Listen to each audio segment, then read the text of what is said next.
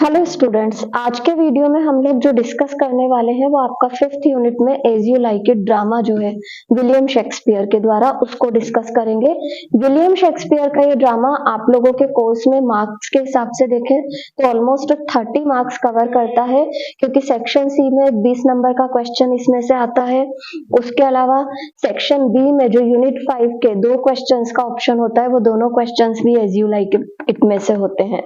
अब उसके अलावा भी एज यू लाइक इट के एक मार्क के क्वेश्चन भी आते हैं, जो कि 1 to 10 जो क्वेश्चन आते हैं आपके सेक्शन ए में उसमें आते हैं। तो इन एक मार्क के क्वेश्चन के लिए आप लोगों को सजेस्ट करूंगी कि आप लोग कोशिश कीजिए कि ए माहेश्वरी जी वाली जो बुक है उसमें स्टार्टिंग में कम से कम 300 के करीब क्वेश्चन दे रखे वन वर्ड वाले ऑप्शंस के साथ में। तो उन 300 क्वेश्चंस को आप अच्छे से लर्न कर लीजिए तो आपको 1 मार्क के लिए काफी हेल्प मिलेगी।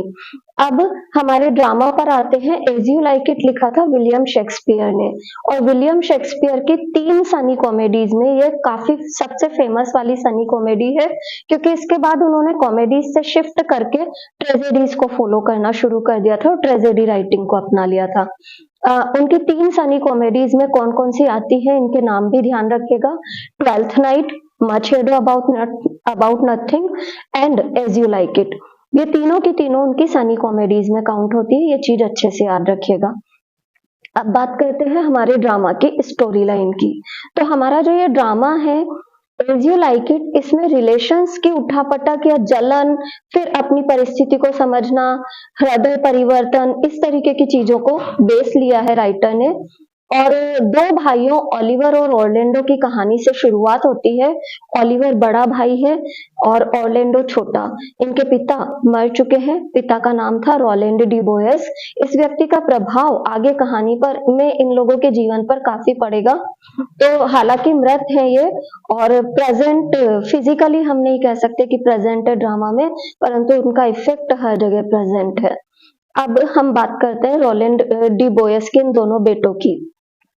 ओलिवर बड़ा वाला है और बड़ा ही ईर्ष्यालु है, और वो नहीं चाहता कि उसके भाई की कहीं से कहीं तक कोई प्रगति हो, और इसी कारण से वो बार बार अपने भाई को पीछे रखने की कोशिश करता है। इसके लिए उसने उसे प्रॉपर एडुकेशन नहीं दिलवाई है, साथ ही साथ में जो एक ट्रेनिंग सोल्जर के तौर पर उसे मिलनी चाहिए वो उसे नहीं मिली है।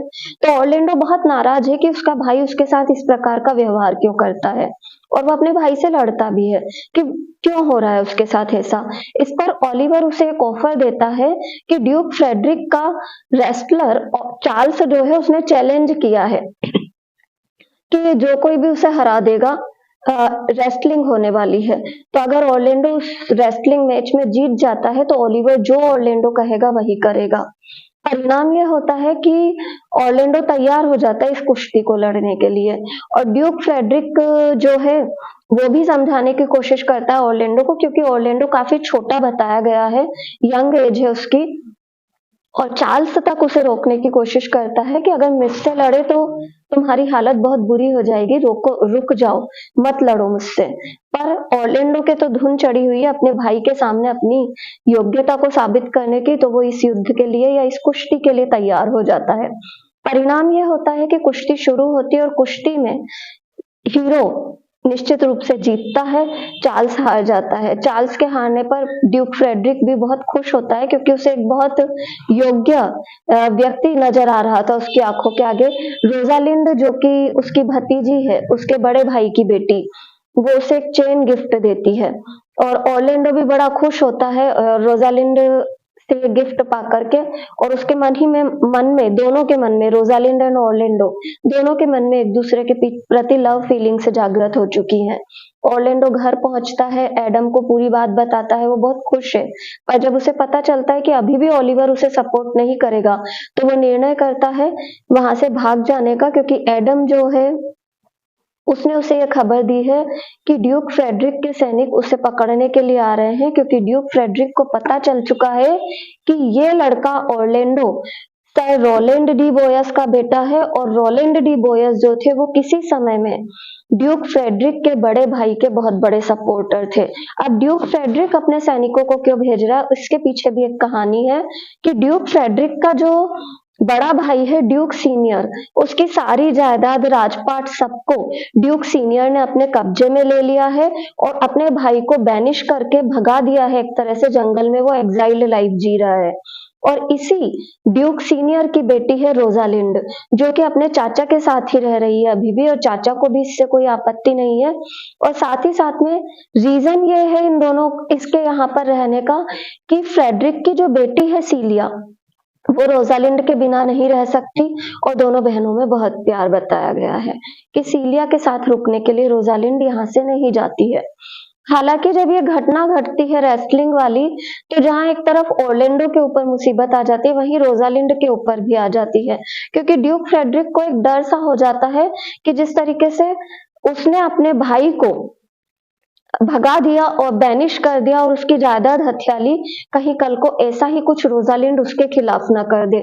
और इस डर से वो क्या करता है, रोजालिंड को भी कोर्ट से बैनिश कर देता है और उसे आदेश देता है कि वो तुरंत यहाँ से चली जाए। रोजालिंड को मजबूर होकर के वहां से जाना निश्चित करना पड़ता है अपना। और रोजालिंड जब जाने वाली होती है तो उसको उसकी सिस्टर सीलिया रोकने की कोशिश करती है, और एंड में ये डिसाइड होता है कि दोनों ही बहनें साथ में जाएंगी यहाँ से फॉरेस्ट ऑफ आर्डन की ओर। फॉरेस्ट ऑफ आर्डन जब दोनों बहनें जाने का निश्चय करती हैं, तो एक और जो बात होती है वो ये कि इनके कोर्ट में एक फूल बताया गया है, टच स्टोन, जो कि दोनों बहनों के साथ जाने का निर्णय करता है कि मैं भी आप लोगों के साथ चलूंगा। इस तरीके से ये तीनों पहुंच जाते हैं फॉरेस्ट ऑफ आर्डन में। यहाँ पर क्योंकि सीलिया कुछ प्रॉपर्टी, कुछ जेवर और कुछ पैसे वगैरह चुरा करके भी लाई है घर से, तो इन सबके माध्यम से ये लोग एक फार्म हाउस खरीद लेते हैं आर्डन के फॉरेस्ट के स्टार्टिंग कॉर्नर एरिया में, स्कर्टिंग एरिया में, और यहाँ रहने लगते हैं। और क्योंकि दोनों लड़कियां हैं, तो सेफ्टी के पर्पज से निर्णय किया जाता है कि रोजालिंड लड़के के वेश में रहेगी, और एक लड़के के वेश में रोजालिंड का नाम बताया गया है गैनीमीड, नाम ध्यान रखिएगा। गैनीमीड नाम से वेश बदल करके रहती है फॉरेस्ट ऑफ आर्डन में रोजालिंड। फॉरेस्ट ऑफ आर्डन का नाम ध्यान रखिएगा, क्योंकि फॉरेस्ट ऑफ आर्डन वो प्लेस है अब जहां पर कि सारा का सारा एक्शन होगा। फॉरेस्ट ऑफ आर्डन में दोनों बहनें पहुंच चुकी है, ओरलैंडो पहुंच चुका है। अब इधर रोजालिंड को पता चलता है कि जंगल में जगह जगह पेड़ों पर पोयम्स लिखी गई है रोजालिंड के फेवर में। तो जब ये पता चलता है तो वो सोचती है कि किसने लिखी है, और बाद में जब उसे पता चलता है कि ये सारी पोयम्स ओरलैंडो ने ही लिखी है उसके लिए, तो वो खुश हो जाती है, क्योंकि मन ही मन वो भी ओरलैंडो को पसंद करती है। फिर ओरलैंडो और रोजालिंड की मुलाकात बताई गई है। रोजालिंड क्योंकि गैनीमीड के वेश में है, तो वो उसे पहचान नहीं पाता क्योंकि वो पुरुष वेश में है। और रोजालिंड उससे जब उसकी लव फीलिंग्स के बारे में पूछती है, यहाँ पर थोड़ा सा एक चेंज जो रोजालिंड के कैरेक्टर में बताया गया है वो ये कि वो एक लव गुरु के तौर पर बिहेव कर रही है, ये एक्ट कर रही है।